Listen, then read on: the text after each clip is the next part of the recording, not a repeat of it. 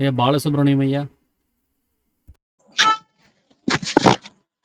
அனைவருக்கும் ஆத்ம நமஸ்காரம்.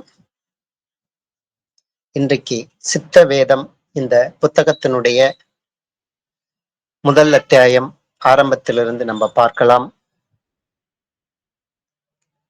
பொதுவாக ஒரு ஜீவன் பிறப்பினுடைய நோக்கம் தெரியாமல் மனிதன் என்று அபிமானிக்கப்பட்டவனாக அது பிறந்து அது நோக்கம் தெரியாமல் தடுமாறிக் கொண்டிருப்பதுதான். நோக்கம் என்பது சரியான நோக்கமாக இருந்தால், அதற்கான செயல்முறையில் ஈடுபட்டிருந்தால் நிச்சயமாக அது எந்தவித துன்பமும் இல்லாமல் அதனுடைய இலக்கை எளிமையாக அடையும். ஆனால் அந்த நோக்கம் அது வெளிநோக்கி அது பயணப்பட்டு உலகியல் பந்தங்களுக்கு கட்டுப்பட்டு இருப்பதால் தான் மாயா சமுத்திரத்தில் ஒரு ஜீவன் மாட்டிக்கொண்டிருக்கிறது. அதுதான் முதல் கேள்வியாக வருகிறது. ஒரு அடிப்படையில மனிதன் என்று அபிமானிக்கப்பட்டவர்களாக நாம பிறந்து விட்டோம். இப்ப இந்த பிறப்பினுடைய நோக்கம் தெரியாமல் வெவ்வேறு திசை மாறிக்கொண்டு பயணித்துக் கொண்டிருக்கின்றோம். எதெல்லாம் சந்தோஷம் கிடைக்கும் என்று நாம் நினைத்து கொண்டு அதன் பின்னால் ஓடுகின்றோமோ, ஆனால் அந்த சந்தோஷம் கிடைத்ததோ இல்லையோ, அதற்கான பயணத்தின் போது நாம் ஜீவனை இழந்துவிட்டுத்தான் இருக்கின்றோம். நஷ்டப்படுத்தித்தான் நாம் தேடிக்கொண்டிருக்கின்றோம். அந்த பொருள் கிடைத்தாலும் அதை அனுபவிப்பதற்கு அந்த ஜீவன் இல்லை. கிடைக்காமல் போனாலும் அந்த விரக்தியில் அந்த ஜீவன் இல்லாமல் நசித்து போய் செத்து போகிறது. அப்ப இந்த நிலைதான் ஒரு மாயையினுடைய நிலை. யார் ஒருவர் தன்னை இயக்கக்கூடிய தன்னுடைய சக்தியை அறியாமல் இருக்கின்றாரோ, அதை உணராமல் இருக்கின்றாரோ, அதனுடன் பயணிக்காமல் இருக்கின்றாரோ, அதுவாகவே அது மாறாமல் இருக்கின்றாரோ, அந்த காலம் வரை அந்த மாயை என்ற அந்த புற உலகத்தினுடைய அந்த கட்டுப்பாட்டில் தான் வாழ வேண்டிய சூழ்நிலை வரும். தன்னுடைய ஜீவனுக்கு யாரு ஒரு பொறுப்பு, அதை காப்பாற்றிக் கொள்ள வேண்டும் என்ற ஒரு ரெஸ்பான்சிபிள் அது இல்லாத வரை இந்த பிரபஞ்சம் என்றது, இந்த மாயையான இந்த உலகம் என்பது, கேட்பது காண்பது அறிவதாகிய இந்த உலகம் என்பது அதனுடைய கட்டுப்பாட்டில் எடுத்துக்கொள்கிறது. அதாவது இந்த ஜீவன் மூலமாகத்தான் இந்த மனமும் அகங்காரமும் உருவானது. ஆனால் இந்த அகங்காரமோ தான் எதிலிருந்து உற்பத்தியானோம் என்பதையும் மறந்து வெளி உலகத்தில் பந்தப்பட்டு இந்த ஜீவனையும் மனதையும் அது அடிமையாக்கி வைத்திருக்கிறது. அப்ப அதுதான் மாயையினுடைய நிலை. அப்ப இதுதான் முதல் கேள்வி. இந்த மாயா சமுத்திரத்திலிருந்து அலைந்து கஷ்டப்பட்டு கொண்டிருக்கின்ற எனக்கு அதிலிருந்து கரையேறுவதற்கான நல்ல மார்க்கம் தெரியல. எப்படின்னு அந்த ஜீவனுக்கு தெரியல. அகங்காரத்தினுடைய அடிமையாக அது மாட்டிக்கொண்டிருக்கிறது. அதுல இருந்து எப்படி தன்னை விடுவித்துக் கொள்வது என்பது தெரியல.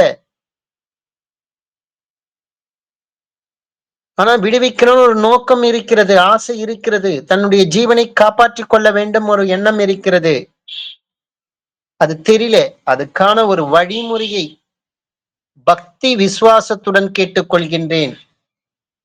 பக்தி என்பது யாது? சிவானந்த பரமஹம்சர் மேல பக்தியா? அந்த பக்தி விசுவாசத்துடன் கேட்டுக்கொள்கிறோமா? இல்ல அவரவர்கள் யார் கேட்கிறாரோ அவர் அவருடைய ஜீவன் மேல ஒரு பக்தி விசுவாசத்தோடு கேட்கின்றாரா? அப்ப உண்மையில் சிவானந்தர் பொறுத்தவரை ஜீவன் என்பது ஒன்றுதான். இந்த மாயினுடைய விளைவாகத்தான் பல்வேறு அது உடல்களாக அது பிரிந்து கிடைக்கின்றது. அப்ப எல்லாமே அந்த ஜீவன் என்ற ஒன்றிலிருந்து தான். கேட்பது, காண்பது, அறிவது எல்லாம் அவரவர்கள் ஜீவனால் தான் அது நடைபெற்று கொண்டிருக்கிறது. அப்ப அந்த ஜீவன் மேல பக்தி விசுவாசம் தான் வேண்டும். அந்த ஜீவன் தான் சிவானந்த பரமம்சராக நமக்குள் அது வெளிப்படுத்துகிறார்.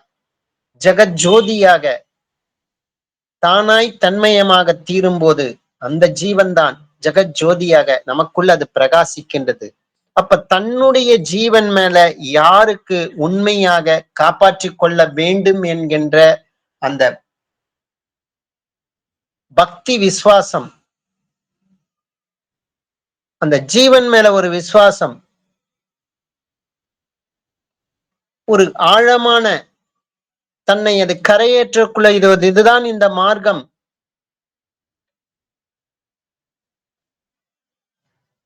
அந்த மார்க்கத்தை காண்பித்து தரும்படி வேண்டிக் கொள்கின்றேன். ஜீவன் மேல பக்தி, அதுதான் ஒரு முதல் கேள்வியாக வருகிறது. இது மனிதனான பிறந்தவர்களுக்கு, மனிதன் என்று அபிமானித்துக் கொண்டிருக்கின்ற பிறப்பெடுத்த ஒவ்வொருவருக்கும்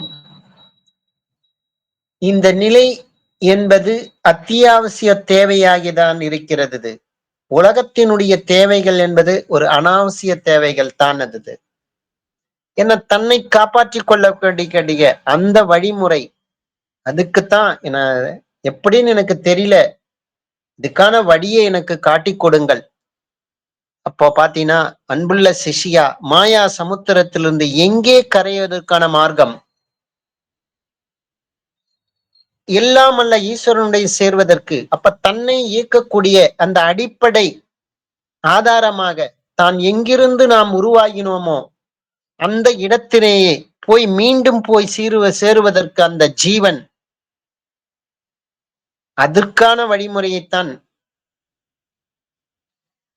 அப்படின்னா அப்ப ஈஸ்வரன் சொல்றிய அந்த அதுதானே அதண்ட சேரத்துக்குன்னு சொல்றீங்களே, அப்ப அது இன்னதென்று உனக்கு தெரியுமா? அப்ப ஈஸ்வரனா யாருன்னு தெரியுமா? உன்னை இயக்கக்கூடிய அந்த சக்தி யார் என்று உனக்கு தெரியுமா? அப்போ ஈஸ்வரன் என்பது இந்த உலகத்தை படைத்தல், காத்தல், அடித்தல், அதாவது உண்டாக்குதல், காப்பாற்றுதல், நாசம் செய்தல், இதெல்லாம் செய்வதற்குரிய யாருன்னு பாத்தீங்கன்னா அது பிரம்மா, விஷ்ணு, மகேஸ்வரன் இவர்கள் என்று உலகத்தில் சொல்லி வருகிறார்கள். அவர்களை பல விதத்திலையும் பல கோவில்களையும் பிரதிஷ்டை செய்து இருக்கிறார்கள். அப்புறம் அநேக பேர் அங்க போயிட்டு சேவித்து கும்பிட்டு பூஜை நெய்வேத்தியம் இந்த மாதிரி செஞ்சுட்டு வராங்க. அதனால அந்த மாதிரிதான் இருக்கும்னு சொல்லிட்டு நானும் கருதி கொண்டிருக்கின்றேன். இப்ப அந்த மாதிரி அந்த குறிப்பிட்ட கோவில்ல தான் இருக்க முடியும், குறிப்பிட்ட சிலைகள் தான் இருக்க முடியும் அப்படின்னா ஈஸ்வரனுக்கு எல்லா இடத்திலையும் வியாபிக்கக்கூடிய அந்த நிலை இருக்கிறதா இல்லதா? சர்வ வியாபத்துவம் அந்த ஈஸ்வரனுக்கு உண்டா இல்லையா? ஆனா பொதுவா உலகத்துல ஈஸ்வரன் என்பவர் எல்லா இடத்துல தான் இருக்கிறாருன்னு தான் சொல்லிட்டு இருக்காங்களே. அததானே நான் நம்ப வேண்டிய சூழ்நிலையில இருக்கிறது. அப்ப உண்மையாக எல்லா இடத்திலையும் அது நீக்கமர அது நிறைந்திருந்தார், ஒரு எல்லையற்ற அந்த தன்மையினுடைய அது இருந்திருந்தா அதுக்கு ஒரு ஒரு எல்லைக்குரிய அந்த பேரில் அடக்க முடியுமா? இல்ல ஒரு எல்லைக்குரிய ஒரு ரூபத்துல அந்த ஈஸ்வரனை அடக்க முடியுமா? அந்த மாதிரி உண்டாவதற்கான ஒரு வாய்ப்பு ஏதாவது இருக்கான்னு பாத்தீங்கன்னா அதுவும் கிடையாததுல. அந்த ஈஸ்வரனுக்கு பேரோ ஒரு உருவமோ இருந்ததுன்னா ஒரு குறிப்பிட்ட சர்வ வியாபகம் அப்படின்ற நிலையில அது இருக்க முடியுமா? முடியாதது. அப்போ ஈஸ்வரன் ராம ரூபங்களிலால சர்வ வியாபம் என்ன இப்பதானே நீங்க சொன்னீங்க. அப்போ ஈஸ்வரன் நம்மில் உள்ளிலும் இருக்கிறாரா இல்லையா? அப்போ எல்லா இடத்துலயும் இருக்கிறார்னா அவரவருடைய ஜீவனிலும் அவரவருக்குள்ளேயும் அந்த ஈஸ்வரத்தன்மை இருக்கிறதா? அது இருக்குவே தானே நமக்குள்ள, அதனுடைய தன்மையினுடைய செயல்பாட்டால் தானே அந்த ஜீவனில் இருக்கக்கூடிய அதனுடைய இயல்பால் தானே நமக்குள்ள எல்லாமே செயல்பட்டு கொண்டிருக்கிறது. அப்ப உள்ள இருக்கதானே செய்யணும். அந்த இதயம் நமக்குள்ள தானாக தானே இயங்கிட்டு கொண்டிருக்கிறது. ஜீரண மண்டலம் ரத்த ஓட்டம் எல்லாமே தானா ஒரு மேஜிக் மாதிரி தானே இயங்கி கொண்டிருக்கிறது, மூளையினுடைய செயல்பாடுகள் உட்பட. அப்ப அந்த சக்தி அது நமக்குள்ளதானே இருக்கிறது. அந்த ஈஸ்வனுக்கு சர்வ வியாபகம் இருந்ததுன்னா நமக்குள்ள இருக்கிறார் தானே அர்த்தம். இது ஒவ்வொருடைய தனிப்பட்ட அனுபவத்திலும் இது நடைமுறையில் இருக்கத்தானே செய்தது. அது ஜீவன்ல அந்த அந்த தன்மை இருக்கவே தானே அது செயல்படுத்துது. அதனுடைய சக்தியாகத்தானே நமக்குள்ள அது செயல்பட்டு கொண்டிருக்கிறது. அப்போ உள்ளில் ஈஸ்வரன் இருக்கையில நமக்குள்ள நம்ம நமக்குள்ள இல்லைன்னு சொல்லிட்டு நம்ம நினைச்சிட்டு இருக்கோமே. ஈஸ்வரன் பிரம்மா விஷ்ணு மகேஸ்வரன் இவர்கள் எல்லாம் எங்கேயோ ஒரு கோவில்ல பிரதிஷ்டை செய்யப்பட்ட அந்த பிம்பங்கள்ல தான் இருக்கிறாருன்னு சொல்லிட்டு நம்ம சங்கல்பிப்புக்கு அந்த மாதிரி சங்கல்பித்து நம்பிக்கொண்டிருக்கின்றமே. நமக்குள்ள அந்த தன்மை இல்லை என்று வெளியில தான் எங்கேயோ ஒரு கோவில்ல இருக்கிறார் என்றோம். இந்த மாதிரி நம்ம சொல்லிட்டு இருக்கோமே. இந்த மாதிரி சொல்லிட்டு இருந்தா நம்ம உண்மையில ஈஸ்வர மதத்தை சேர்ந்தவராக இருக்குமா, இல்ல நிர் ஈஸ்வர மதத்தை சேர்ந்தவராக இருக்கின்றோமா? என்னில் ஈஸ்வரன் இல்லை அப்படின்னு சொன்னாலே சர்வ வியாபகத்துகம் எங்கும் நீக்கமர நிறைந்துள்ள அந்த தன்மை என்னுடைய உயிர்ல இல்ல, வெளியில தான் இருக்குதுன்னு நான் சொன்னேன்னா நான் எப்படி அந்த ஈஸ்வர தன்மை உள்ளவனாக நாத்திகனாக தான் நான் வர வேண்டிய சூழ்நிலை. நான் ஈஸ்வர மதமாகவே நான் இல்லையே, நான் நிர்வீஸ்வர மதத்தாதான நான் இருக்கிறேன் அந்த சூழ்நிலையில. அப்போ உண்மையில இந்த இடத்துல ஒரு கேள்வி வருது. அப்ப சர்வ வியாபியான அந்த ஈஸ்வரனை எந்த விதத்துல நம்ம சங்கல்பித்தாலும் அதை ஈஸ்வர மதம் அல்ல என்று சொல்வதற்கு இடம் உண்டா? அப்ப வெளியில தான் ஈஸ்வரன் சொல்லிட்டு நான் நம்புறேனே, அப்ப நான் உண்மையில ஈஸ்வர மதத்தான தானே இருக்கணும். இந்த இடத்துல ஒரு கேள்வி வருது. நான் ஈஸ்வரன் உண்மையில எங்குமே இல்லைன்னா தானே, அப்படி சொன்னாதானே நான் ஈஸ்வரன் மதம் இல்லைன்னு சொல்ல வேண்டி வரும். வெளியில தான் இருக்கிறது, எனக்குள்ள இல்லைன்னு சொல்லனே, இருக்கிறதுன்னு இந்த வார்த்தையை சொல்றேன். அப்ப நான் ஈஸ்வரன் மதன் அல்ல என்று என்ன நானே நான் சொல்லிக்க முடியுமா அப்படின்னு இந்த இடத்துல ஒரு கேள்வியும் வருது. அப்போ அதுக்குதான் அப்ப இந்த ஈஸ்வரனுடைய நம்மில் இல்லாவிடில் நமக்கு ஏதாவது கேட்பதற்கோ காண்பதற்கோ அறிவதற்கோ பேசுவதற்கோ ஏதாவது முடியுமா? நமக்குள்ள இல்லைன்னா அது செயல்படுவே தானே, நமக்குள்ள இயங்கிக் கொண்டிருக்கவே தானே அந்த தன்மை. எல்லா இடத்துல இருக்குதுன்னு வேற சொல்லியாச்சு. அது நமக்குள்ள இருக்கவே தானே, பேசுறதுக்கோ காண்பதற்கோ அறிவதற்கோ அது ஏதோ முடியுது. அப்ப நமக்குள்ள அது இருக்குது, உண்மையில் அதுக்கு ஒரு நூறு உதாரணமும் சொல்றாரு அது ஞானபிதா இந்த இடத்துல. ஒரு செத்துட்டான்னா, ஒரு பிணமானனா அவனால கேட்பதற்கோ காண்பதற்கோ அறிவதற்கோ பேசுவதற்கோ அசைவதற்கோ ஏதாவது முடியுமான்னா அது முடியறதுக்கான வாய்ப்பும் கிடையாது. அது என்ன காரணம்? அது நமக்குள்ள அந்த ஈஸ்வரனுடைய அந்த சைதன்யம் இல்லாததால். அப்போ ஈஸ்வர சைதன்யம்னு ஒண்ணு நமக்குள்ள இல்லைன்னா நமக்கு யாதொன்று உணர்வும் இல்லை. அதனுடைய ஈஸ்வரன் நமக்குள்ளதான் இருக்கு, அதனுடைய சைதன்யம் தான் நமக்குள்ள அது உணர்வு ரீதியாக உடம்பினுடைய எல்லா பாகங்களிலும் கால் கட்டை விரல் நுனியிலிருந்து மூத்திர துவார நுனி வரை தலை உச்சந்தலை வரை முழுவதுமாக அதனுடைய சைதன்யம் என்பது உணர்வு நிலையில நமக்குள்ள அது இருக்கிறது. அது இல்லாத போச்சுன்னா நமக்கு உணர்வு எதுவும் கிடையாதது. இந்த காணுகின்ற உலகம் முதலிய யாதொரு நிலைமையும் நமக்குள்ள அது கிடையாதது. அது இல்லைன்னா நம்ம இந்த உலகத்தை நம்மளால பார்க்க முடியாதது. அதனால ஈஸ்வர சைதன்யத்துல தான் நமக்கு இவைகள் அனைத்தையுமே நம்மளால கேட்கவும் காணவும் அறியவுக்கும் அதுக்கான இடம் அதால் தான் உண்டாவதது. அப்ப அந்த சந்தர்ப்பத்துல ஈஸ்வரனே இவைகள் எல்லாவற்றையும் அறிகிறான் என்று நம்ப வேண்டிய சூழ்நிலை வருது இல்ல. இந்த விதம் ஈஸ்வரனா இருக்கின்ற அந்த தானா இருக்கின்ற அந்த சக்திய தானல்ல ஈஸ்வரன் என்றும், ஈஸ்வரன் வெளியில எங்கேயோ இருக்கக்கூடிய கோவில்ல பிரதிஷ்டை செய்யப்பட்டு இருக்கின்ற அந்த சிலைகள்ல அதில் தான் பிரம்மா இருக்கிறாரு, விஷ்ணு இருக்கிறாரு, மகேஸ்வரன் இருக்கிறாரு. இந்த மாதிரி நம்ம சங்கல்பிச்சன்னா அங்கதான் இருக்கிறாருன்னு சொல்லிட்டு நம்ம சங்கல்பிச்சன்னா அது உண்மையில நம்ம ஈஸ்வர மதத்தன்னு நம்ம சொல்லிக்க முடியுமா? அப்ப இந்த மாதிரி நம்ம ஆலோசிச்சு பார்த்தோம்னா நம்ம உண்மையில ஈஸ்வரம் மதம் அல்லதான் சொல்லும். அது அப்படிதான் நம்ம ஆகுது. அந்த நிலைமைதான் அது உருவாகுது. அதாவது ஈஸ்வரன் இல்லாத நாசம் செய்கின்றவனாகின்றோம். அப்ப நமக்குள்ள இருக்கின்ற அந்த ஈஸ்வர தன்மையை நம்ம ஒத்துக்கிறது இல்ல. அப்ப அந்த ஈஸ்வரனை வெளியில நாசம் செஞ்சுதான் வெளியில இருக்கக்கூடிய அந்த விஷ்ணு பிரம்மா சிவன் சொல்லக்கூடிய அந்த பிம்பங்களை வழிபட்டு கொண்டிருக்கின்றோம். அப்ப உண்மையில நமக்குள் இருக்கக்கூடிய அந்த ஈஸ்வர தன்மையை நம்ம காப்பாற்ற தெரியாததால நம்ம நிரீஸ்வர மதத்தவரத்தான் நாம் இருக்கின்றோம். அப்போ தன்னிலுள்ள அந்த ஈஸ்வர சக்திய வெளியில விடாமல் எவன் ஒருவன் தன்னில் தானே நிலைநிறுத்துகின்றானோ அவன்தான் உண்மையான ஈஸ்வர மதத்தன். அப்போ இந்த இத்தனை பக்கங்கள் சித்த வேதத்துல இருந்தாலும் முதல் இதுலயே சரிது ஞானபிதா முதல் அத்தியாயத்திலேயே ஆரம்பத்திலேயே அதனுடைய உண்மை தன்மையை எளிமையாக சொல்லிவிட்டார். தன்னில் உள்ள அந்த ஈஸ்வர சக்திய வெளியில விடாமல் எவன் ஒருவன் தன்னில் தானே நிலை நிறுத்துகின்றானோ அவன்தான் உண்மையான ஈஸ்வர மதத்தன். இந்த வார்த்தையினுடைய விளக்கம் இதனுடைய புரிதலுக்காகத்தான் இன்னும் பல ஆங்கிள் பல்வேறு விதத்துல இந்த புத்தகம் ஃபுல்லா ஞானபிதா நமக்கு சொல்ல வேண்டிய சூழ்நிலை இருக்கிறது. என்ன மனிதனுடைய இயல்பு மாயா சமுத்திரத்தில் அகப்பட்டு கொண்டிருக்கிறதால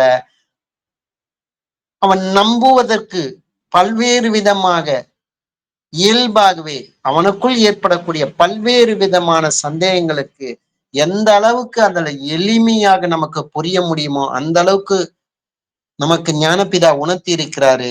அதனுடைய அடிப்படை இதுதான். தன்னில் உள்ள அந்த ஈஸ்வர சக்திய வெளியில விடாமல் எவன் ஒருவன் தன்னில் தானே நிலைநிறுத்துகின்றானோ அவன்தான் உண்மையான ஈஸ்வர மதத்துவன்.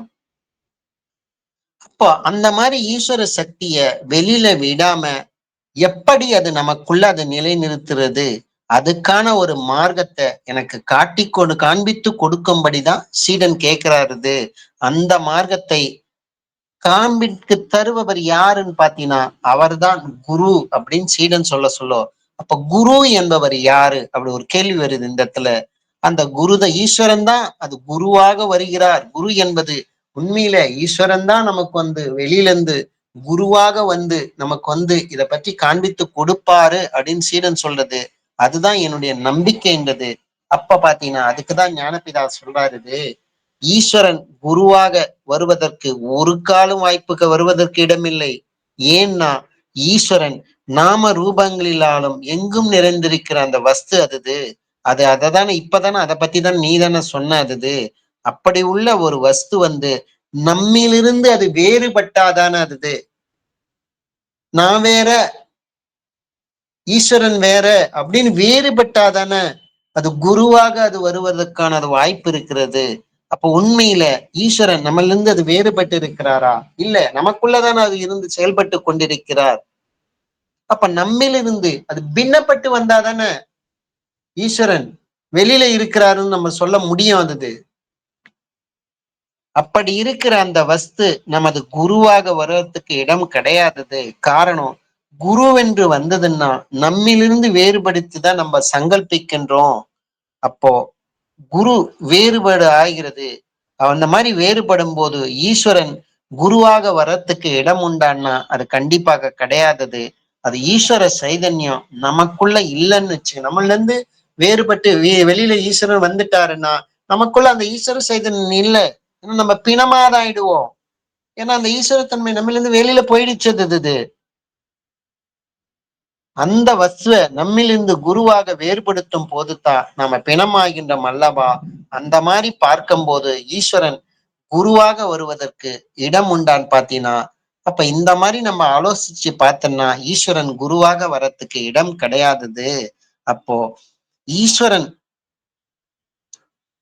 குரு அல்ல என்பதற்கு உதாரணம் என்னன்னா, ஈஸ்வரன் உண்டென்றா இல்லை என்றா உன்னுடைய நம்பிக்கைன்னு கேட்க சொல்ல பார்த்தா ஈஸ்வரன் உண்டுதான் இருக்கிறாரு.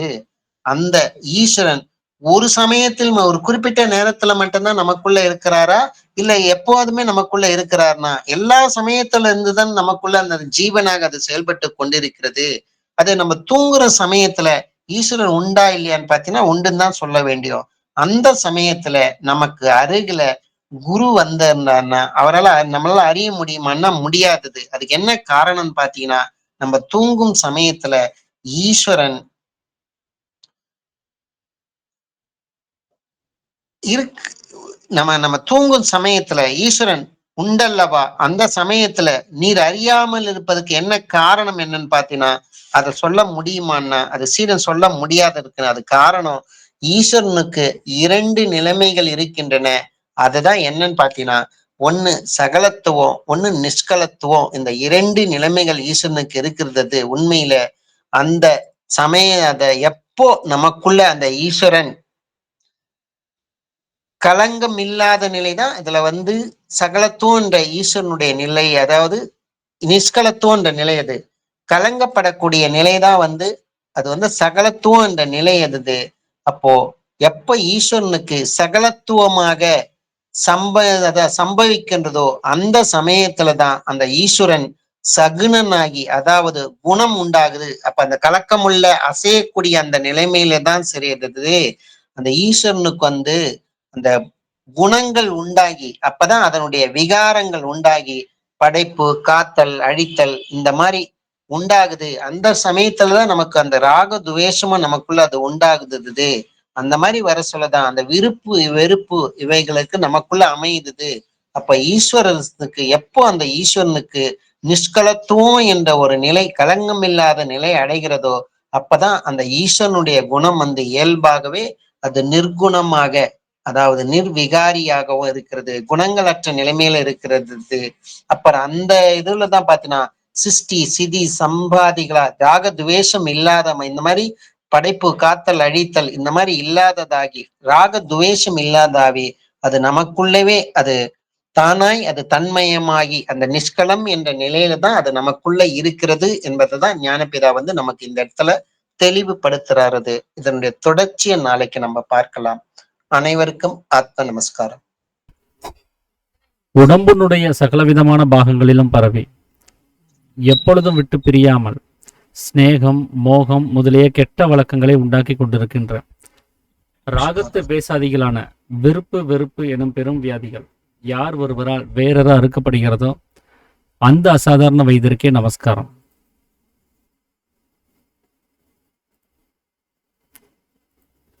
ஸோ நம்ம நேற்றுக்கு வரைக்கும் சித்த வேதத்தினுடைய ஒரு அறிமுகம் பார்த்துருந்தோம். ஸோ இன்னைக்கு சித்த வேதத்தினுடைய முதல் அத்தியாயம். இந்த அத்தியாயத்தினுடைய தொடக்கமே சிசியனுடைய கேள்வியிலிருந்து தொடங்குது. மாயா சமுத்திரத்தில் அலைந்து கஷ்டப்பட்டு கொண்டிருக்கின்றதான எனக்கு அதிலிருந்து கரையேறுவதற்குள்ள நல்ல மார்க்கத்தை காண்பித்து தர வேண்டி பக்தி விசுவாசத்துடன் கேட்டுக்கொள்கிறேன். அப்போ இந்த சீடனுக்கு ஏற்கனவே வெளியில் இருக்கக்கூடிய இந்த உலகமானது அது மாயா சமுத்திரம், அங்கே கஷ்டம்தான் இருக்குது, இங்கே பிரச்சனை தான் இருக்குது, இங்கே நாம் எதிர்பார்க்குற ஆனந்தம் இல்லைங்கிறத அவர் புரிஞ்சு வச்சிருக்கிறார்.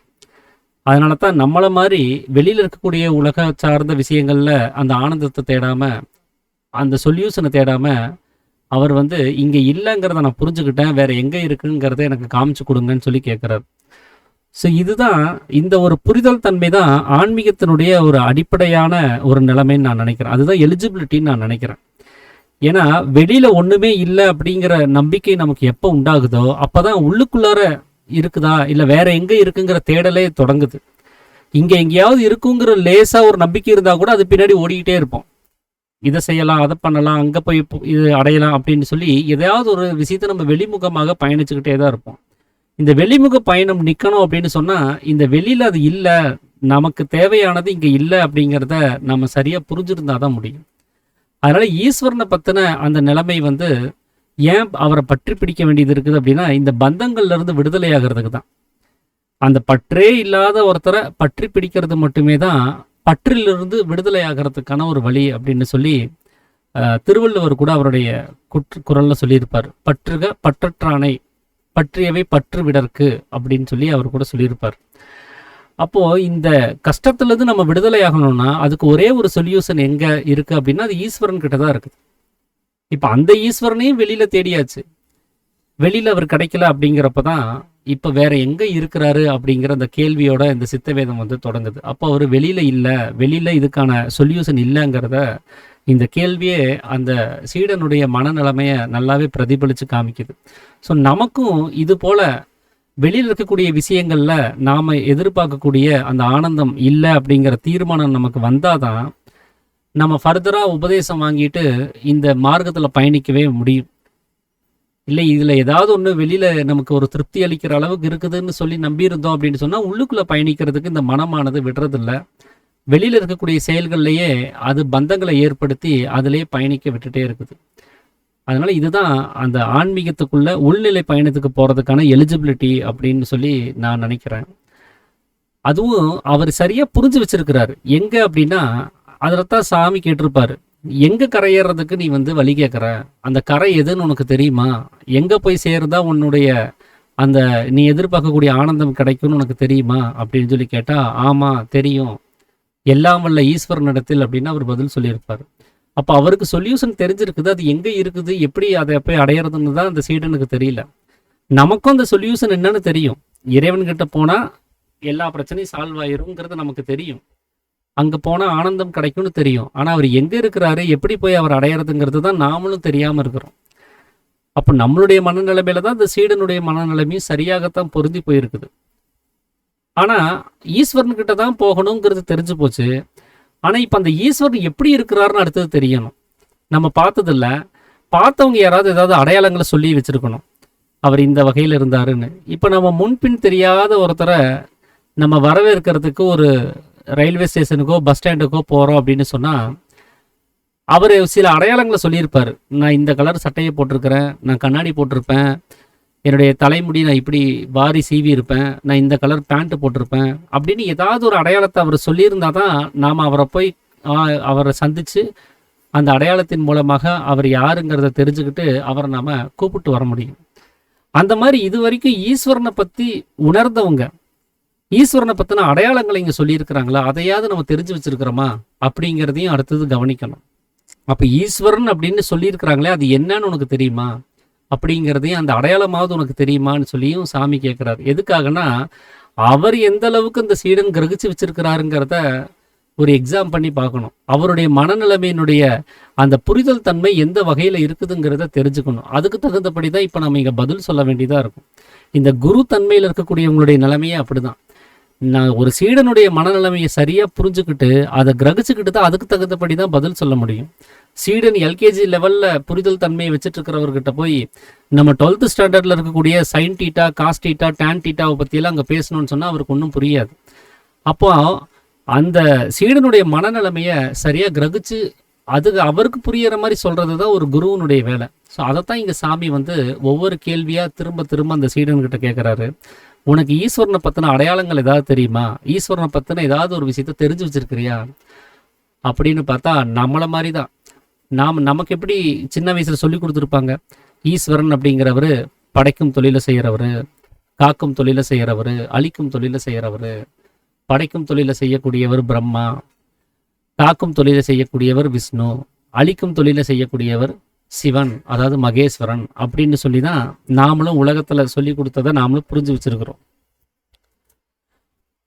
அப்போ இந்த மாதிரி நாம் புரிஞ்சு வச்சிருக்கிறத இப்போ நம்ம ஈஸ்வரன்னு சொல்லி சங்கற்பித்து நம்ம எங்கே போய் தேடிட்டு இருக்கிறோம் அப்படின்னு சொன்னால் கோவில்களில் தான் பிரதிஷ்டை செய்யப்பட்டிருக்கக்கூடிய பிம்பங்களில் தான் போய் தேடிட்டு இருக்கிறோம். அங்கே தான் அவர் இருக்கிறாரு அப்படின்னு சொல்லிட்டு. அப்படி நம்ம வெளியில் இருக்கக்கூடிய விஷயங்களை தேடி தேடி தான் அங்கே ஒன்றுமே கிடைக்காம இருக்குது. அவர் எங்கே இருக்கிறாரோ அங்கே போய் தேடணும். அவர் இல்லாத இடத்துல போய் அவரை தேடி நமக்கு எப்படி அவர் கண்ணுக்கு படுவார்? அப்போது இந்த மாதிரியான அடையாளங்கள்லாம் நம்ம தெரிஞ்சு வச்சுருந்தாலும் வேதங்களில் இன்னொரு அடையாளத்தையும் சொல்லி வச்சுருக்கிறாங்க. அது நம்ம தெரிஞ்சு வச்சுருக்கிறோமா அப்படிங்கிறத பார்த்தா அது சர்வ வியாபகத்துவம். ஈஸ்வரனுக்கு எல்லா இடங்களிலும் நிறைஞ்சிருக்கக்கூடிய தன்மை இருக்குதுன்னு சொல்லியிருக்காங்களே, அதை பற்றி உன்னுடைய கருத்து என்ன அப்படின்னு சொல்லி கேட்டால், ஆமாம் அவர் தூணிலும் இருப்பவர் தான், துரும்பிலும் இருக்கக்கூடியவர் தான், அவர் இல்லாத இடமே கிடையாது தான், அவர் எல்லா இடங்களிலுமே பரவி இருக்கக்கூடியவர் தான் அப்படிங்கிறத நாம் நம்பி இருக்கிறதா இருந்தால் எல்லா இடங்களிலும் பரவி இருக்கக்கூடியவர் அப்ப நமக்குள்ளாரே இருக்கணுமா இல்லையா? நம்ம வெளியில மட்டுமே தேடிட்டு அவர் இல்லை அப்படின்னு சொல்றதை விட அவர் இருக்கக்கூடிய இன்னொரு பாகமும் இருக்கவே இருக்குது இல்லையா? நம்ம தேடாத இடமும் ஒன்று இருக்கவே இருக்குது இல்லையா? அங்கேயும் தேடி பார்த்துட்டு இல்லையா அவர் இங்க இல்லைங்கிறத நம்ம சொல்லணும். அப்படி நாம தேடாமல் விட்டு போன அந்த பாகம் எது அப்படின்னு கேட்டா அது அவனவனுக்குள்ளார தான். அப்படி அவனவனுக்குள்ளார இருக்கக்கூடிய அந்த ஈஸ்வரத்துவம் அது எல்லா இடங்களிலும் பரவி இருக்குது அப்படின்னு சொன்னா அது நீக்கமற எல்லா இடங்களிலும் நிறைஞ்சிருக்கக்கூடிய ஒரு பொருளுக்கு எந்த ஒரு ரூபமோ அதுக்குன்னு சொல்லி நாமமோ இருக்கிறதுக்கு வாய்ப்பு இல்லை. ஏன்னா இந்த பிரகாசத்தை பாருங்க, அதுக்கு ரூபம் கிடையாது. அதனால அது சின்ன துளைகள் இருந்தாலும் அது பரவி போயிடும், பெரிய துளைகள் இருந்தாலும் பரவி போயிடும். அது எல்லா இடங்களிலுமே இந்த பிரகாச சக்தி பரவிட்டே தான் இருக்கும். இந்த சப்தத்துக்கு பாருங்க ரூபம் கிடையாது, அதுவும் அதே மாதிரிதான் எல்லா இடங்களிலும் பரவி போயிடும். ஆகாசத்துக்கு பாருங்க ரூபம் கிடையாது, அதுவும் எல்லா இடங்களிலும் பரவி போயிடும். வாயுவுக்கு பாருங்க ரூபம் கிடையாது, அதுவும் எல்லா இடங்களிலும் பரவி போயிடும். அப்படி நாம இந்த உலகத்துல பார்க்கக்கூடிய எல்லா இடங்களிலும் பரவி இருக்கக்கூடிய அந்த வஸ்துக்களையே கவனிச்சு பார்த்தா அது ரூபம் இல்லாத வஸ்துவா தான் இருக்குது. ரூபம்னு ஒன்று வந்துருச்சுன்னா அதுக்கு அடக்கம் ஆகிறதுக்கான ஒரு அளவுங்கிறது இருக்குது. ஒரு பேனா இருக்குது அப்படின்னு சொன்னா அது ஜோப்பை விட சிறுசா இருந்தாதான் அதுக்குள்ளார நுழைய முடியும். ஜோப்பை விட பெரிய பேனாவை தூக்கிட்டு போயிட்டு நம்ம அதுக்குள்ள நுழைக்க முடியாது. ஒரு சிறிய கதவு துவாரத்தின் வழியாக நுழையிற அளவுக்கு ஒரு சின்ன கம்பி இருந்துச்சுன்னா அது அதன் வழியாக நுழையும். கடப்பாறையை கொண்டு போயிட்டு ஒரு சின்ன துளை மேல புகுத்தணும் அப்படின்னு நினைச்சா அது போகாது. அப்போ ஒரு ரூபம்னு ஒன்று வரும்போது, ஒரு உருவம்னு ஒன்று வரும்போது அதுக்குன்னு சொல்லி பொருத்தப்பட்டிருக்கக்கூடிய நிலைமையில தான் இருக்க முடியும். அது எல்லையற்ற நிலைமைக்கு அது போக முடியாது. அப்படி எல்லா இடங்களிலும் எந்த ஒரு சந்தர்ப்ப சூழ்நிலையிலும் அது சர்வ வியாபியாக இருக்கணும் அப்படின்னு சொன்னா அதுக்கு நிச்சயமாக ரூபம்ங்கிறது வர்றதுக்கு வாய்ப்பில்லை. அப்ப நாம இது நாள் வரைக்கும் ஈஸ்வரன்னு சொல்லி நாம நம்பி இருக்கக்கூடியதுக்கு ஒரு ரூபத்தை வச்சுதான் வழிபட்டுட்டு இருக்கிறோம். அப்படி பார்க்கும்போது அவருக்கு சர்வ வியாபகத்துவம்ங்கிற கொள்கைக்கு எதிராகத்தான் இருக்குது. எல்லா இடங்களிலும் பரவி இருக்கிறவரை நம்ம ஏன் கோயில்ல மட்டும் போய் பார்க்கணும்? ஏன் கோவிலில் மட்டும் போய் வரிசை கட்டி 2-3 மணி நேரம் வெயிட் பண்ணி நின்று அதுக்கு ஒரு அர்ச்சனை பண்ணிட்டு போய் ஏன் தரிசிக்கணும்? அது எல்லா இடங்களிலும் இருக்குதுன்னா நம்ம வீட்லேயே இருக்கும், நம்ம ஆஃபீஸ்லேயே இருக்கும், நம்ம போகக்கூடிய எல்லா இடங்களிலுமே இருக்கக்கூடியதுன்னா எல்லா இடங்களிலுமே நம்ம தரிசனம் செஞ்சுட்டு போயிடலாம். ஆனால் நாம் என்ன பண்ணுறோம்? அவருக்கு சர்வ வியாபகத்துவம் இருக்குங்கிறத ஒரு சைடு நம்புகிறோம், இன்னொன்று கோவில்களில் தான் இருக்கிறாருங்கிறதையும் நம்புகிறோம். ஸோ இந்த முரண்பாட்டை தான் சாமி இங்கே வந்து சுட்டி காமிக்கிறார். எதுக்கு இந்த 2 வகையான தீர்மானத்தில் நாம் இருக்க வேண்டியதாக இருக்குது? ஏன்னா ஈஸ்வரனுடைய தன்மை நாம் புரிஞ்சுக்காதனால தான், அவர் எந்த வகையில் இருக்கிறாருங்கிறத நமக்கு தெரிஞ்சுக்காதனால தான். இப்போ சீடனுக்கு என்ன ஒரு கேள்வி வரும்னா, சாமி எல்லா இடங்களிலும் பரவி இருக்கிறாருன்னு சொல்லிட்டீங்க, நான் வெளியில தேடுறதுக்கு நீங்க இவ்வளோ பெரிய விமர்சனத்தை வைக்கிறீங்க, ஏன்பா வெளியில போய் தேடுற, உள்ளாரே தேடலாமல்ல அப்படின்னு சொல்றீங்க. அப்படி பார்த்தா உள்ளுக்குள்ளாரதான் அவர் இருக்கிறாரு அப்படின்னு நீங்க சொல்ற மாதிரி இருக்குது, வெளியில அவர் இல்லைன்னு சொல்ற மாதிரி இருக்குது. இதுவே சர்வ வியாபகத்துவத்துக்கு எதிரான விஷயமா இல்லையா? சர்வ வியாபியா இருக்கக்கூடிய ஒரு வஸ்துவை எங்க தேடுனா என்ன? நான் வெளியில தேடினாலும் ஒன்று தானே, உள்ள தேடினாலும் ஒன்று தானே. நீங்க ஏன் உள்ளுக்குள்ளார போய் தேடணும்னு சொல்றீங்க? ஏன் வெளியில தேடினா அவர் கிடைக்க மாட்டாரா? அப்படிங்கிற மாதிரி கூட ஒரு கேள்வி இதில் எழுப்ப முடியும். அப்படி எழுப்புறதாக இருந்தால் ஒரு உதாரணம் கூட சாமி சொல்றார். எப்படின்னா, அவனவனுக்குள்ளார இந்த ஜீவனுடைய சைத்தன்யம் இருந்தால் மாத்திரமே தான் ஒரு விஷயத்தை பார்க்கவோ கேட்கவோ அறியவோ செய்ய முடியும். அந்த சைத்தன்யம் இல்லாத சமயத்துல அது பிணம் ஆயிடுச்சுன்னு சொன்னா அதனால பார்க்கவோ கேட்பவோ அறிவதற்கோ பேசுவதற்கோ அறிவதற்கோ அசைவதற்கோ கூட முடியாது. ஏன்னா அந்த ஈஸ்வர சைத்தன்யம் அங்க இல்லாமல் போறதுதான். அப்ப அந்த ஈஸ்வர சைத்தன்யம் வந்து எல்லா நேரங்களிலும் நமக்குள்ளார இருந்துட்டே இருக்குது. அந்த சைத்தன்யத்தை வச்சுக்கிட்டு தான் நம்ம எல்லாத்தையுமே அனுபவப்பட்டுட்டு இருக்கிறோம். அப்போ இப்ப பார்க்கறதுக்கு ஈஸ்வர சைத்தன்யம் தான் காரணமா இருக்குது, கேட்பதற்கு அதுதான் காரணமா இருக்குது. அப்போ இப்படி எல்லா நிலைமைகளுக்குமே அதுதான் காரணமா இருக்குது அப்படின்னு சொல்ற பட்சத்துல இப்ப யார் இதைய வந்து பார்க்கவும் கேட்கவும் அறியவும் செய்யறாருன்னு நம்ம நம்ப வேண்டியதா இருக்குது? நாம கிடையாது. நமக்குள்ளார இருக்கக்கூடிய ஈஸ்வர சைத்தன்யம் தான் இது அத்தனையுமே செஞ்சுட்டு இருக்குது. அந்த தானா இருக்கக்கூடிய ஈஸ்வரன் தான் இங்க அத்தனை விஷயத்தையுமே செஞ்சுட்டு இருக்குது. அந்த ஈஸ்வர சைத்தன்யம் இல்லாமல் போகும்போது தான் நமக்கு அந்த எதையுமே அறிய முடியாத ஒரு நிலைமை அப்படிங்கிறது ஏற்படுது. இப்ப நாம ஈஸ்வரன் அறியணும்னு சொன்னா இப்ப நமக்கு எது ரொம்ப முக்கியமா வேணும்? நமக்குள்ளார ஈஸ்வர சைத்தன்யம் கண்டிப்பாக இருக்கணும். அந்த ஈஸ்வர சைத்தன்யத்தை நாம உள்ளுக்குள்ளாரே வச்சுக்காம அதை நாம் என்ன பண்ணிட்டு இருக்கிறோம்னா வெளியில விட்டு தீர்த்துக்கிட்டே இருக்கிறோம். அது முழுவதுமாக தீர்ந்து போகும்போது நம்மளால ஈஸ்வரனை அறிய முடியாத நிலைமையிலேயே செத்து போயிடுறோம். இதனால் வரைக்கும் உலகத்தில் இருக்கக்கூடிய அத்தனை பேரும் செத்து போனவங்க எல்லாருமே ஈஸ்வரனை அறியாமல் செத்து போனவங்க தான். ஈஸ்வரனை அறிந்திருந்தாங்க அப்படின்னு சொன்னா யாரும் இங்க செத்து போக மாட்டாங்க. ஏன்னா சாகாம இருக்கிறது எப்படின்னு கண்டுபிடிச்சிருப்பாங்க, ஈஸ்வரனோட ஐக்கியமாகிறது எப்படின்னு தெரிஞ்சு வச்சிருப்பாங்க. அப்ப யாருமே ஈஸ்வரனை பத்தி தெரிஞ்சு வச்சிருக்காங்களே தவிர அவரை புரிஞ்சுக்கிறதுக்கோ அவரோட ஐக்கியப்படுறதுக்கோ தயாரா இல்லை. அப்படி நம்மளுடைய சக்தியை நம்மை வெளியில விடாமல் நம்ம தடுத்து நிறுத்தும் போது மட்டும்தான் நாம ஈஸ்வரனை அறிவதற்கான ஒரு நிலைமையில இருக்கிறோம்னு அர்த்தம். அதுக்காக முயற்சி பண்றோம்னு அர்த்தம். அது அதோகதியாக வெளியில விட்டு தீர்க்கறதுக்கு நாம அனுமதிக்கிறோம் அப்படின்னு சொன்னா நம்மளுடைய நோக்கம் ஈஸ்வரனை அறிவது கிடையாது. நம்மளுடைய நோக்கம் நம்மளுடைய சொந்த ஆசாபாசங்களுக்காக வேண்டி இந்த ஜீவசக்தியை செலவு பண்ணி தீர்த்துட்டு செத்து போறதுக்கு தான் இருக்குது அப்படின்னு சொல்லி நம்ம புரிஞ்சுக்க வேண்டியதா இருக்கு. அதனால தான் அதை நிரீஸ்வர மதஸ்தர் அப்படின்னு சொல்றார். எவனொருவன் தன்னுடைய சக்தியை தன்னில் தானே நிலைபெற செய்கிறானோ அவனே ஈஸ்வர மதஸ்தன். இந்த சக்தியானது எந்தெந்த வகையிலெல்லாம் செலவாகுது அப்படின்னு பார்த்தா பொதுவா அதிகபட்சமாக அது வெளியில போகக்கூடிய அந்த நிலைமைங்கிறது இந்த பஞ்ச இந்திரியங்கள் வழியாகத்தான். கண்களால பார்த்தறிவதற்கும், காதால கேட்டறிவதற்கும், மூக்கால முகர்ந்தறிவதற்கும், நாவால சுவைத்தறிவதற்கும், தோலால தொட்டறிவதற்குமாக அது வெளியில போய் தீர்ந்துகிட்டே இருக்குது. அப்படி நாம வெளியில இருக்கக்கூடிய விஷயங்களை அறிவதில் நமக்கு ஈஸ்வரனை பத்தியோ நம்மளை பத்தியோ எந்த ஒரு அடையாளமும் தெரிஞ்சுக்க போறது கிடையாது. அது உலகத்தில் இருக்கக்கூடிய சங்கதிகளை நம்ம தெரிஞ்சுக்கிட்டும் நமக்கு பிரயோஜனப்பட போறதும் கிடையாது. நாம பிறவி எடுத்துட்டு வந்ததனுடைய நோக்கம் என்ன? இப்ப நமக்கு என்ன வேணும்? நமக்கு ஆனந்தம் வேணும், நமக்கு இந்த பந்தத்திலிருந்து விடுதலை வேணும் அப்படின்னு சொன்னா நாம எதை தெரிஞ்சுக்க வேண்டியதா இருக்குது? ஈஸ்வரன் இடத்துல போய் சேர்ற வழி என்ன, ஈஸ்வரனுடைய நிலைமை என்னவாக இருக்குது, இதைத்தான் நம்ம தெரிஞ்சுக்கணும். இதை தெரிஞ்சுக்கிறதுக்கு நம்மளுடைய ஈஸ்வர சக்தியை நம்ம சேமிச்சு வைக்காம அது அதோகதியாக வெளியில விட்டோம்னு சொன்னா தெரிஞ்சுக்க முடியாத ஒரு நிலைமைங்கிறது தான் அங்க ஏற்படுது. என்னதான் நம்ம ஈஸ்வர சக்தியை உள்ளுக்குள்ள நிலை பெற செஞ்சாலும் சரி, அப்போ உள்ளுக்குள்ளார யார் நமக்கு போதிப்பா? இப்ப வெளியிலேயாவது எத்தனையோ குருமார்கள் இருக்கிறாங்க, எத்தனையோ வழிகாட்டிகள் இருக்கிறாங்க, எத்தனையோ அனுபவ புஸ்தகங்கள் இருக்குது, அதன் மூலமாக தெரிஞ்சுக்க முடியும். இப்போ நான் உள்ளுக்குள்ளார போயிட்டேன், எனக்கு உலகம் வேண்டான்னு சொல்லிட்டு போயிட்டேன், அப்போ யார் எனக்கு இதை தெரிஞ்சு கொடுப்பா, தெரிய வைப்பா, எனக்கு அதை யார் சொல்லி கொடுப்பா அப்படின்னா அப்படி நமக்கு அந்த ஈஸ்வரனுடைய அந்த மார்க்கத்தை காமிச்சு கொடுக்கிறவர் அந்த குரு அப்படிங்கிறவர் நமக்குள்ளாரே இருக்கிறார். அவர் நம்மளிலிருந்து அவர் தனித்து வெளியில வர்றதெல்லாம் கிடையாது. அவர் நமக்குள்ளாரே இருக்கக்கூடிய ஒரு வஸ்துவாகத்தான் இருக்கிறார். அந்த வஸ்து அது ஈஸ்வரனாக இருக்கிறாரா அப்படிங்கிறத நம்ம யோசிச்சு பார்த்தோம்னா ஈஸ்வரன் தன்னைத்தானே அறிவிக்கிறதுக்கு அது வெளியில வர்றதா இருந்துச்சுன்னு சொன்னா நாம செத்து போக வேண்டியதா இருக்கும். ஏன்னா வெளியில இருக்கக்கூடிய நம்மளை உள்ள கூட்டிட்டு போறதுக்கு ஒரு ஆள் வேணும். அப்போ அந்த ஆள் வெளியில வந்தாதான் நம்மளை உள்ள கூட்டிட்டு போக முடியும். அவர் உள்ளுக்குள்ளார உட்காந்துட்டு வா வான்னு சொல்லி கூப்பிட்டாலும் நம்மளுக்கு ஒன்றும் கேட்க போறது கிடையாது. ஏன்னா நாம கவனிக்கிறதும் நாம பார்த்துட்டு இருக்கிறது எல்லாமே வெளிமுகமாகத்தான். அப்போ நம்ம கூட இறங்கி நம்மில் ஒருத்தராக இருந்து வெளிமுகமாக இருந்து நம்மளை உள்முகமாக கூட்டிட்டு போறதுக்கான ஒரு ஆள் தான் வேணும். அது ஜீவனாக இருக்கக்கூடிய ஈஸ்வரன் வெளியில வரவும் முடியாது, வந்தா நாம செத்து போயிடுவோம். அப்படி அந்த குருவாக இருந்து நம்மளை வழிநடத்தக்கூடியவர் கண்டிப்பாக ஈஸ்வரனாக இருக்க வாய்ப்பு கிடையாது. அவர் ஈஸ்வரனை காட்டி கொடுப்பதற்கு ஈஸ்வரன் அப்படிங்கிற அவஸ்தையும் இல்லாத ஒருத்தர் நமக்கு வேணும்.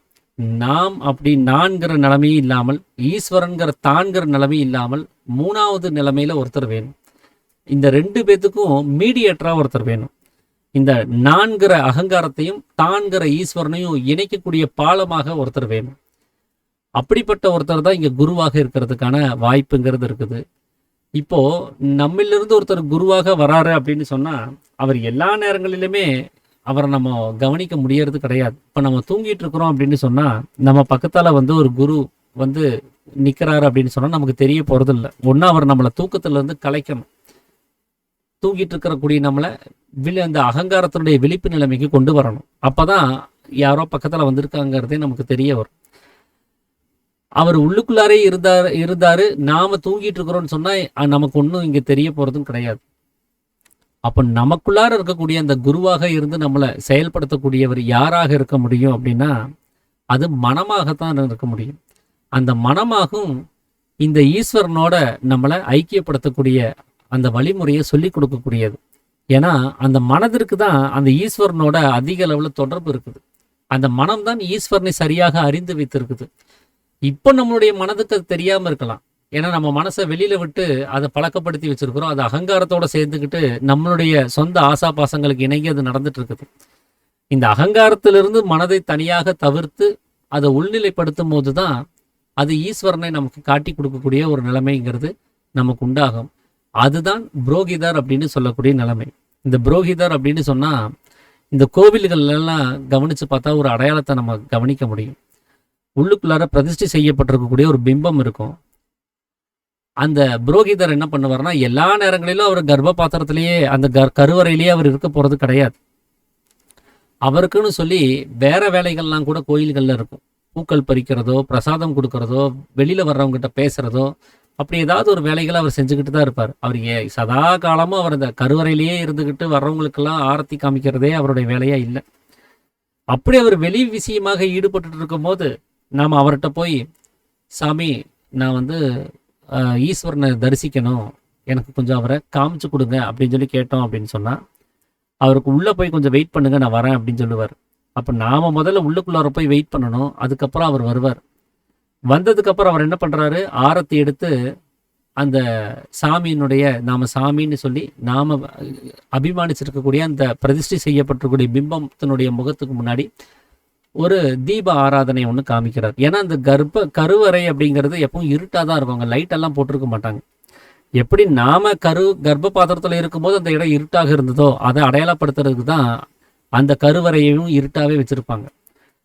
நாம கருவறையில் இருக்கும்போது என்ன நிலைமையில இருந்தோமோ அந்த நிலைமை தான் ஈஸ்வரனுடைய நிலைமைங்கிறது புரிய வைக்கிறதுக்கு தான் இந்த செட்டப்பை அவங்க வெளியில ஒரு அடையாளமாக வச்சிருப்பாங்க. அப்ப அந்த இருட்டாக இருக்கக்கூடிய அந்த அறையில அங்க பிரதிஷ்டை செய்யப்பட்டிருக்கக்கூடிய பிம்பத்தை காமிக்கிறதுக்கு அவங்க தீப ஆராதனை எடுத்து கடவுள்னு அபிமானிச்சுட்டு இருக்கக்கூடிய அந்த பிம்பத்தினுடைய அருகில அவங்க தீப ஆராதனை காமிக்கிறது ஒரு வழக்கம்.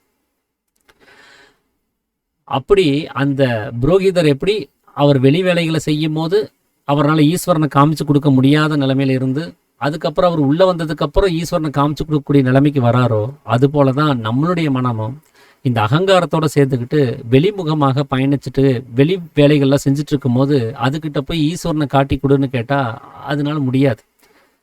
நாம் அப்ப என்ன பண்ணணும், உள்ளுக்குள்ளார நாம போகணும்.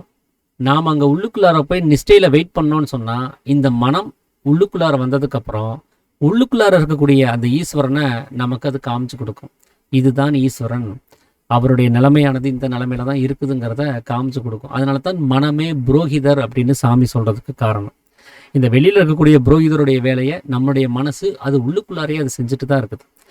இதை அடையாளப்படுத்துறதுக்கு தான் வெளியில இந்த மாதிரியான ஏற்பாடுகள்லாம் அவங்க செஞ்சு வச்சிருப்பாங்க. ஸோ அந்த அடையாளங்களுக்கு பின்னாடி நாம போகாம அனுபவத்துக்கு பின்னாடி நாம போகணும். நம்ம அடையாளத்தை பிடிச்சுக்கிட்டே இருந்தோம்னு சொன்னா நம்மளால அந்த மேல்நிலை பயணத்துக்குள்ள போக முடியாது, அந்த உள்நிலை பயணத்துக்குள்ள நுழைய முடியாது. அப்போ அந்த ஈஸ்வரனை அறியணும் அப்படின்னு சொன்னா நாம உள்ளுக்குள்ளார போகிறோம் அப்படின்னு சொன்னா உள்ளுக்குள்ளார போயிட்டோம்னா நம்ம ஜீவசக்தியானது விரயமாகிறது கிடையாது. நம்ம எதையோ பார்ப்பதற்கோ கேட்பதற்கோ அறிவதற்கோ முடியாது. ஸோ அந்த நிலைமைக்கு நாம வரும்போது மட்டுமே தான் ஈஸ்வரனை அறிய முடியும் அப்படிங்கிறது தான் சாமி இங்க சொல்லக்கூடிய ஒரு விஷயம். அப்ப ஈஸ்வர மதம் அப்படின்னு சொன்னாலே, ஈஸ்வரனை அறியணும் அப்படின்னு சொன்னாலே இந்த வெளி விவகாரங்களை விட்டால் மட்டும்தான் முடியும். நம்ம உள் நிலைமைகளுக்கு போனால் மட்டும்தான் முடியும். அதனால தான் இதுக்கு முன்னாடி சொன்னாரு, நீ வெளியில தேடிட்டு இருக்கிற, அவர் சர்வ வியாபின்னு சொல்லி வெளியில ஃபுல்லா அலைஞ்சிட்டே இருக்கிற, உன்னால அவரை கண்டுபிடிக்க முடியாது. நீ உள்ளுக்குள்ளார போயினா அதை காமிச்சு கொடுக்கறதுக்கான ஆள் இருக்கிறாரு. அவர் வந்தாருன்னா அந்த வேலையை அவர் செஞ்சு கொடுத்துருவாரு. உனக்கு அந்த ஈஸ்வரனுடைய நிலைமையை காமிச்சு கொடுத்துருவாரு. அப்ப ஈஸ்வரனை அறியணும்னா நீ உள்ளுக்குள்ளார போகணும். இதுக்கு முன்னாடி வரைக்கும் புராண கதைகள் எல்லாம் கவனிச்சு பார்த்தோம்னு சொன்னா எத்தனையோ ரிஷி முனிவர்கள் எல்லாமே தான் மேல புத்து கட்டுற அளவுக்கு அசையாம உட்காந்து தவம் பண்றாங்க. அந்த தவத்தை மிஞ்சி போய் தான் கடவுளே நேரடியாக உனக்கு என்ன வரம் வேணும் கேளு அப்படின்னு சொல்லி அவருக்கு காட்சி கொடுத்துதான் நம்ம புராண கதைகள் எல்லாம் நம்ம கவனிக்கிறோம். அவங்க கடவுளை தேடி போனதில்லை, அவங்கள தேடி கடவுள் வந்ததாகவே தான் நம்ம படிச்சுட்டு இருக்கிறோம். அப்போ நாமளும் அவங்கள மாதிரி தன்னை மட்டுமே கவனிக்கக்கூடிய நிலைமைக்கு உலகம்ங்கிற அவஸ்தையை தவிர்த்துக்கிட்டு உள்நிலை பயணத்துல இருந்தால் மட்டும்தான் இறைத்தன்மையை அனுபவிக்க முடியும். அந்த இறைத்தன்மையினுடைய அடையாளத்தை அங்கதான் புரிஞ்சுக்க முடியும். அப்படி புரிஞ்சுக்கிட்டவங்க தான் வெளியில அந்த அடையாளத்தை சொல்லியிருக்கிறாங்க. இந்த உலகம்ங்கிற அவஸ்தையில யாருமே இந்த இறைவனுடைய தன்மையை உணர்ந்தது கிடையாது. ஏன்னா அதுக்கு வாய்ப்பும் கிடையாது. அது உள்நிலை பயணத்துல மட்டுமே தான் அதுக்கான சாத்தியம் இருக்குது. அதனால நம்மளுடைய மார்க்கமானது இனிமேல் நாம எடுத்து வைக்கக்கூடிய ஒவ்வொரு வாழ்வியல் அடிகளும் எந்த வகையாக இருக்கணும் அப்படின்னா அது உள்நிலை பயணத்துக்கு சாதகமாக தான் இருக்கணும். அப்படிங்கிறத தான் இந்த அத்தியாயத்தில் ஈஸ்வர மதம் சார்ந்த விஷயமாக சாமி சொன்னதை நான் புரிஞ்சுக்கிட்ட வகையில் நான் உங்களோட பகிர்ந்துக்கணும் அப்படின்னு சொல்லி நினச்சேன். ஸோ மீதம் இருக்கக்கூடிய அந்த பாகங்களை நம்ம நாளைக்கு தொடர்ந்து கவனிப்போம். அனைவருக்கும் ஆத்ம நமஸ்காரங்க. வேற யாராவது ஏதாவது விஷயங்களை பகிர்ந்துக்கிறதா இருந்தால் பகிர்ந்துக்கலாங்க.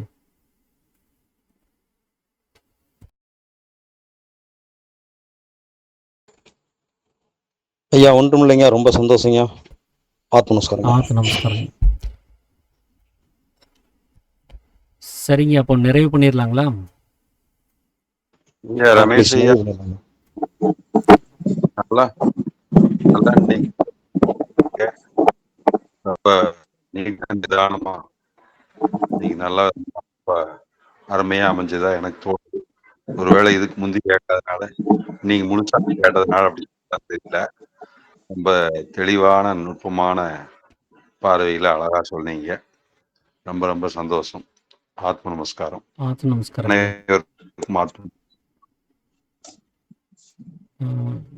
நிர்மலாமா, நீங்க ஹேண்ட் ரைஸ் பண்ணிருக்கீங்களா? இல்ல மைக் மட்டும் ஆன் பண்ணிருக்கீங்க.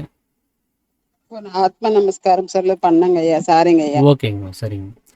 அப்போ நம்ம நிறைவு பண்றதுக்கு முன்னாடி நாம இந்த வித்தையை வாங்கும் போது ஒரு சத்திய வாசகத்தை முன்னெடுத்து வாங்கியிருப்போம். நான் இன்று முதல் மனதாலும் வாக்காலும் கர்மத்தாலும் சத்தியத்துக்கு விரோதமாக யாதொன்றும் செய்ய மாட்டோம், நிரபராதியான என் ஆத்மாவே சாட்சி அப்படின்னு சொல்லி. ஸோ இதுவே நாம் ஈஸ்வர மதத்தை சார்ந்து இருக்கணும் அப்படிங்கிறதுக்காக வேண்டி நாம் கொடுக்கப்பட்ட ஒரு சத்திய வாசகம் தான் இது. எந்த ஒரு சூழ்நிலைக்காகவும் நாம் ஈஸ்வரனுடைய தேடலை விட்டு கொடுக்காம அந்த வெளியில் இருக்கக்கூடிய வேலைகளை செஞ்சுட்டு இருந்தாலும் கூட நம்மளுடைய கவனமும் நம்மளுடைய கதியும் அது உள்முக பயணத்தில் இருக்கணும் அப்படிங்கிறத தான் சாமி நமக்கு வலியுறுத்தி வச்சுருந்தாரு. அதனால் இந்த சதா அபியாசம் அப்படிங்கிறதுக்கு சாமி அதிக அளவில் முக்கியத்துவம் கொடுத்ததுக்கு காரணம், நமக்கு எந்த ஒரு செயல் செஞ்சாலும் அதில் பந்தம் ஏற்படக்கூடாது. நம்ம உள்முகத்திலேயே அந்த கவனத்தை வச்சுக்கிட்டு செய்யும் போது அது எந்த ஒரு பதிவுகளையும் ஏற்படுத்துறது கிடையாது அப்படிங்கிறதுக்காக தான். அப்போ இந்த பதிவுகள் அதிக அளவு வர வர நமக்கு இந்த பந்தங்கள் ஏற்பட்டுக்கிட்டே போது அந்த வெளி விஷயங்களை ரொட்டீனாக செய்யறதுக்கான ஒரு வாய்ப்புகளை அது உண்டாக்கிட்டே இருக்குது. ஸோ அதை நம்ம பிரேக் பண்ணணும் அப்படின்னா நாம் செய்யக்கூடிய செயல்கள் மேலே நம்மளுடைய கவனம் இருக்கக்கூடாது. அது பதிவுகளை ஏற்படுத்தாத வகையில் நாம் அதை செய்யணும் அப்படிங்கிறதுக்காக தான் இந்த சதா அபியாசத்தினுடைய ஒரு வேலை. அதுவே ஒரு நல்ல ஒரு புரிதல் தன்மை வந்துருச்சுன்னு சொன்னால் இந்த வெளி வேலைகளை கூட விடுவதற்கான ஒரு நிலைமைங்கிறது இந்த மனமானது நமக்கு கற்பிக்கும். ஸோ அந்த நிலைமை வரைக்கும் வெளி வேலைகளை செய்யும்போது சதா அபியாசத்தில் செய்யணும். மனமானது வெளி வேலைகளை விட சொல்லி நமக்கு அனுமதி கொடுத்துருச்சுன்னு சொன்னால், அந்த குரு நமக்கு அப்படி ஒரு பாடத்தை எடுக்க ஆரம்பிச்சிட்டாரு அப்படின்னு சொன்னால், வெளி வேலைகளை விட்டுட்டு முழுக்க உள் வேலைகளில் ஈடுபடுறதுக்கான ஒரு வேலைகளை நம்ம செய்யணும் அப்படிங்கிறதையும் இங்கே நான் நினைவுபடுத்திக்கணும்னு நினைக்கிறேன். அனைவருக்கும் ஆத்ம நமஸ்காரம். ஆத்ம நமஸ்காரம் ஐயா. அனைவருக்கும் ஆத்ம நமஸ்காரம். அனைவருக்கும் ஆத்ம நமஸ்காரம். ஆத்ம நமஸ்காரம்.